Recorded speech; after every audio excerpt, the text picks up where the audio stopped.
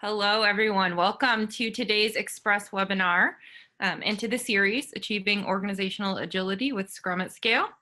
So as you probably know by now, this is a bi-weekly series, short Express webinars. They're intended to be 30 minutes or less, but each one features Scrum at Scale experts who are here to share their insights on how to best apply the Scrum at Scale framework and get the most out of the most agility out of your organization. So my name is Jessica Larson. I am the director of the Scrum at Scale Trainer Program, and I'm going to be hosting today's webinar. I'll be moderating questions as we go along.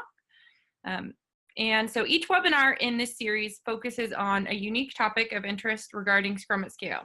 Today's topic is metrics, and the title is it a nightmare or just misuse metrics? So as a registrant of the series, we will keep you up to date on future events and topics. You can also find a list of all the upcoming events on our website at scrumatscale.com/events. Some of our trainers, including Luis Quintela, who will be giving today's talk, are also offering free virtual coaching sessions. So if you're interested in participating in one of the free virtual coaching sessions, you can learn more about those and sign up on the website at scrumatscale.com/virtual coaching sessions. There's also a link at the drop-down menu that you can get there from. Now, before we start today's webinar, I need to cover a few housekeeping items. So just so that you know, all the audio lines except the presenters and the moderators will be muted so that we can provide the best listening experience.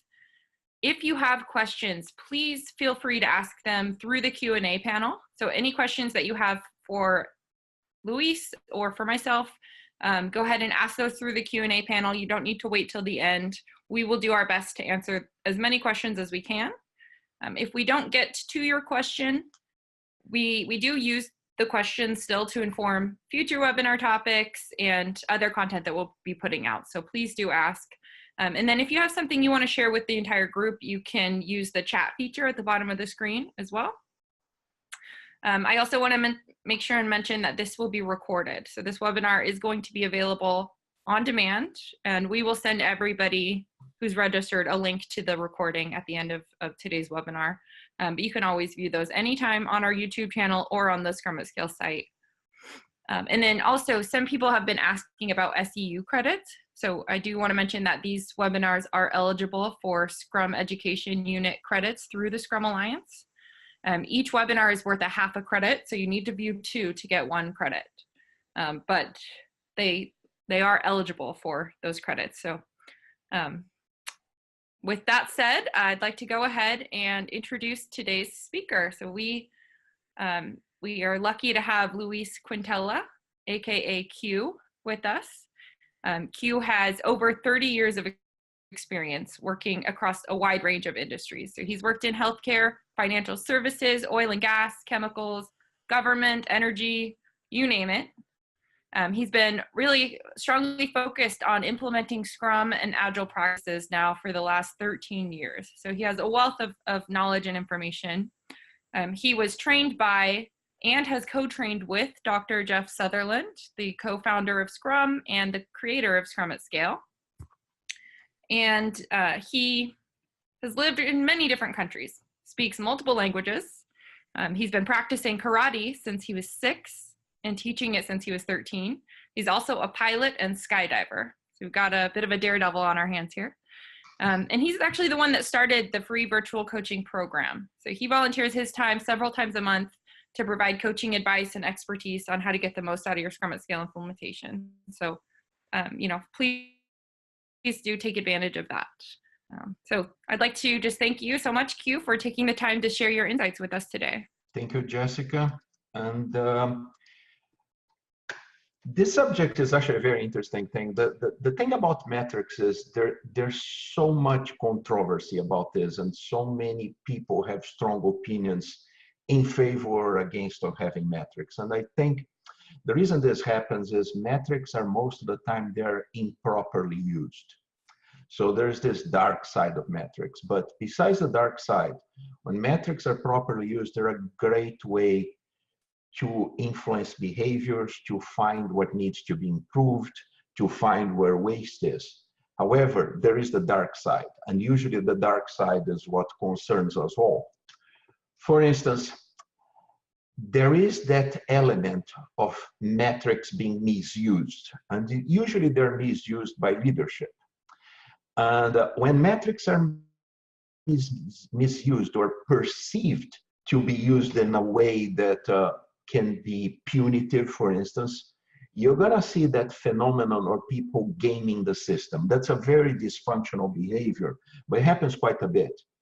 I'll give you a quick example without identifying the culprits. But some years ago, I worked for a company who came up with this metric called commitment reliability. Great idea, right? So a team said, well, we're going to do 20 story points this next sprint. You are supposed to hit between -10 and +10% of what your estimate was. Mind you, is an estimate, but you have to abide by the estimate. And we had a large number of teams, and I was surprised that everybody was always in range. Everybody was always in range. I said, well, either these people are really good at estimating, or nothing ever happens that throws the estimation kind of out of whack, in absence of a better term. And I did some digging, and what I found out is they used to run that index 3 days after the end of the sprint. And a bit more digging, and I found out that the Scrum Masters, if they didn't hit the ±10%, they would go there and change the estimation so it would meet the index. This is a true story. Very large company did this. So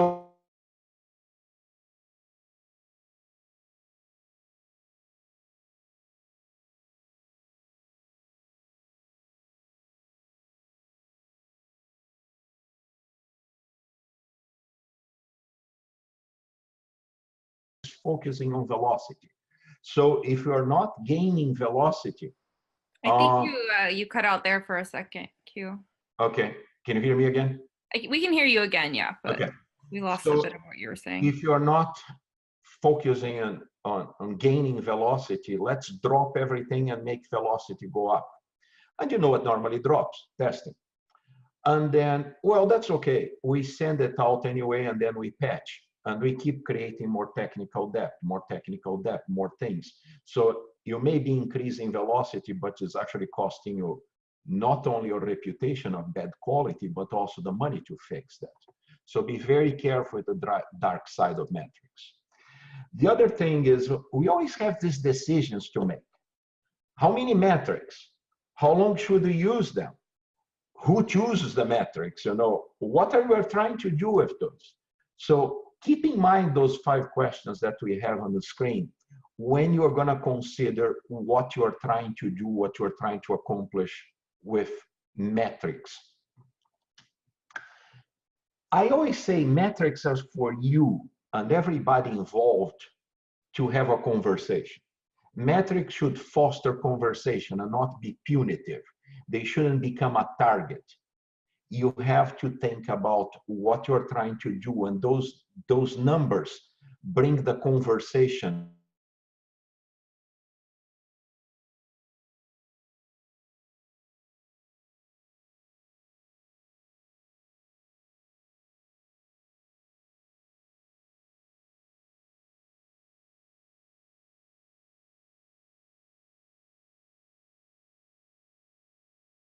Looking at the last one, because right now I have a very good friend of mine who's a Scrum Master, has 4 teams, and the poor soul is basically losing her mind trying to deal with 4 teams at the same time.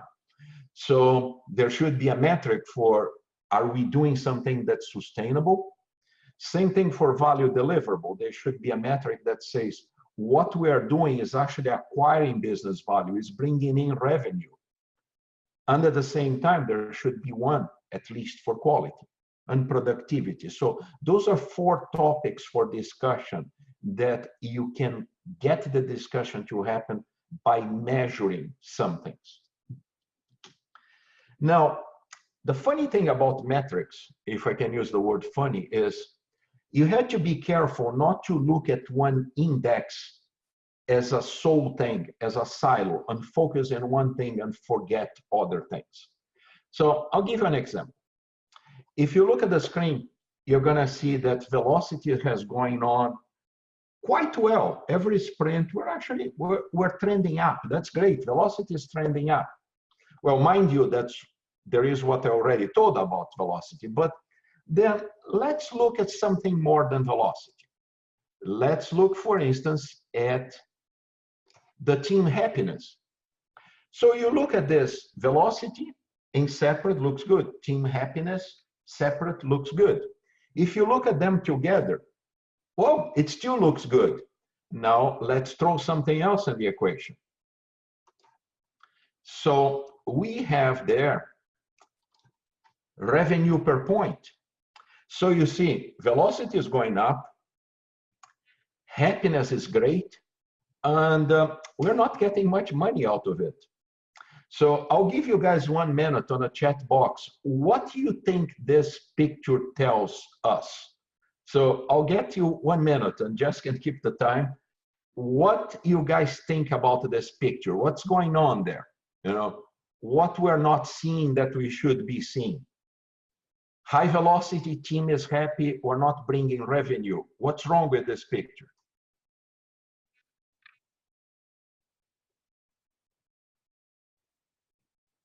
Great, the answers are great, guys. Keep coming.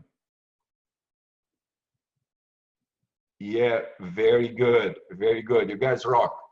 Yep, what's going on here? It's very basic.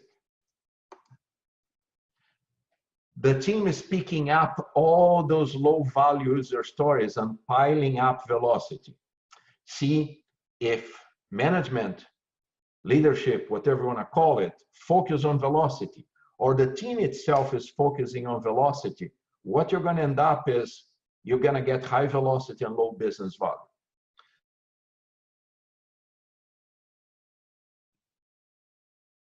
Q, I think you froze again.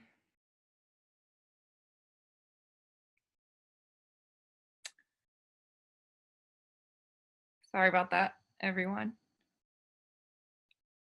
But your answers are right on point. It seems like a lack of focus on value. That could be a product owner issue, or it could be that the teams are trying to game the metrics in order to, you know, appease management or leadership or whoever might be using that metric as a weapon or as a punishment. Am I back, Jess? You're back, yes. Okay, so I don't know what's going on, but yeah, your answers are great, guys. You nailed it. You know, I wish some people in leadership sometimes nailed as well as you did. Okay, now check out this one. Same thing, velocity, it's up again. So great. And then you look at this, okay, revenue per point is also up. So we don't have the problem we had before. They have good velocity, they're trending up in velocity, they're also trending up in business value. Now, mind you, there is a third picture to look at. And you can see team happiness is going down the proverbial drain. So what does this tell you?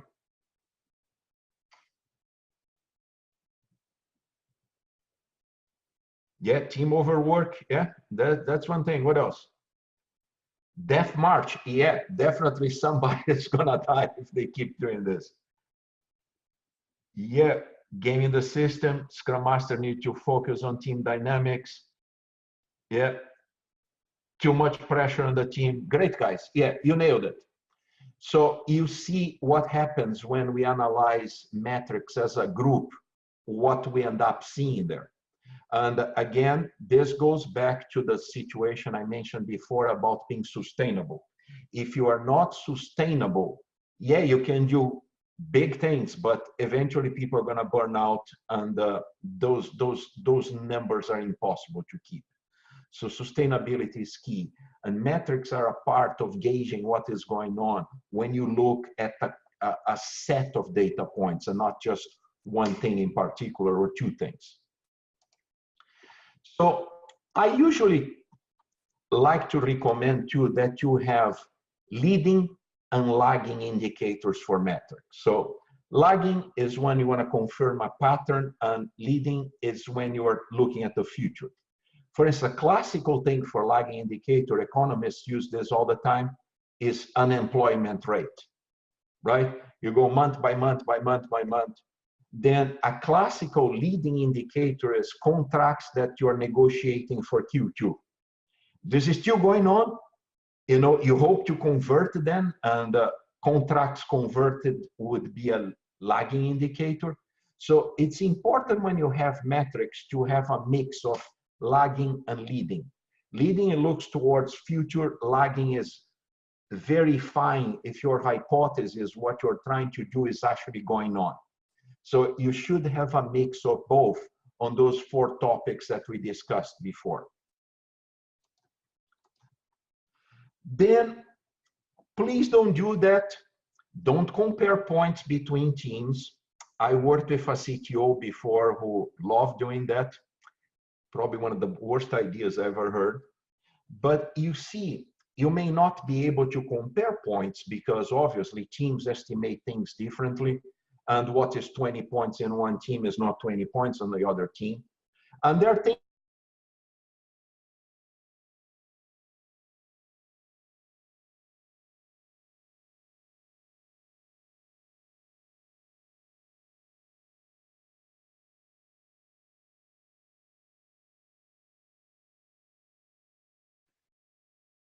Yeah, I see. We're frozen again. Imagine. We froze again there, Q. Maybe if we drop the video, yeah. Okay. So you were about to talk about comparing. Can you hear me? Yep. Okay, I'll let the video off. So you see, metrics that cannot be averaged, they can also have an index or a percentage to that.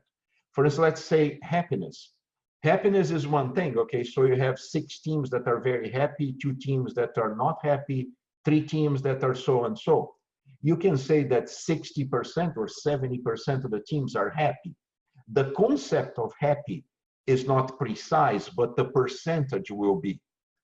Now, it's the same thing with points. Don't compare points, but you can say 30% of the teams are going above the average of that estimate, and 70% of the teams are not.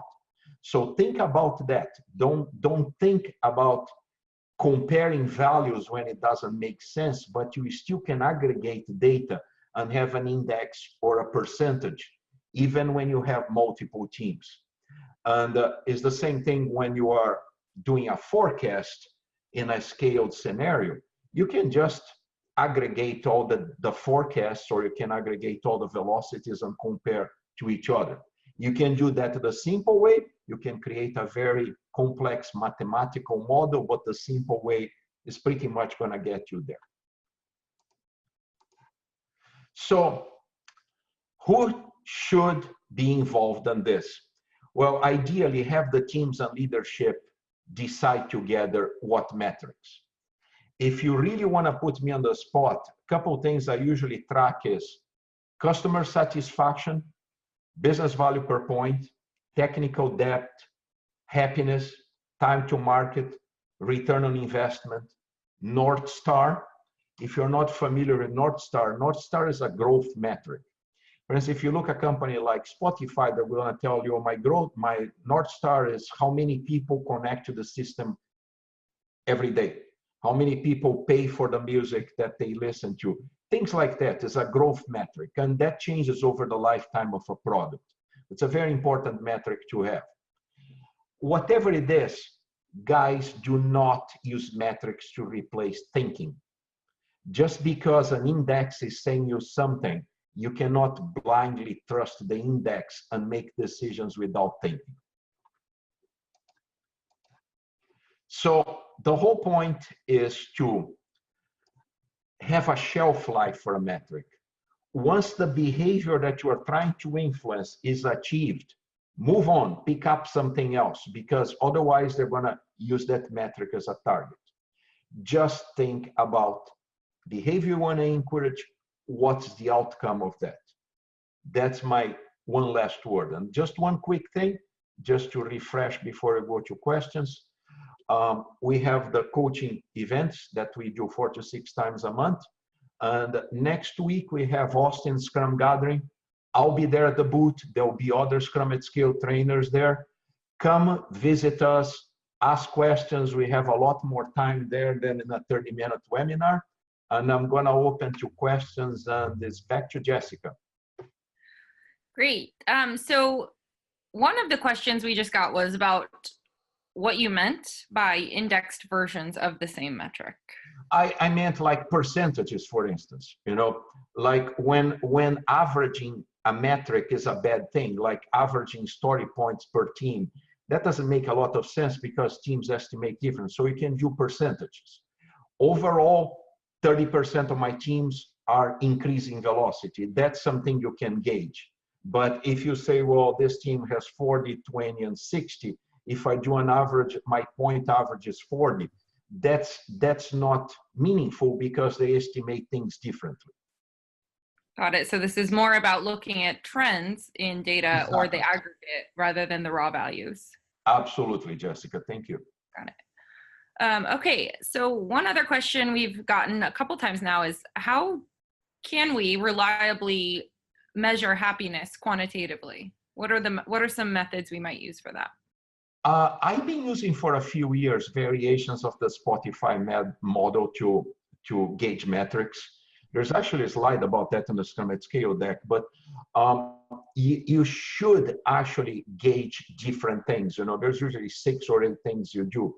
And I used to do it with my teams when I was still doing team coaching, which I haven't done for the past 2 years or so, to have on their board a set of data that they would put there. Well, I'm happy the way the Scrum is going. I'm happy with the product backlog. I'm happy with the technology, or I'm not happy about this and that. And use an average of that, and then do that by groups of teams and groups of teams. So Spotify has a good model. You usually can modify that to you. Happiness tends to be obviously a bit perception, but you still can have an average, some percentage out of that to see if the majority of the teams is happy or not. Great.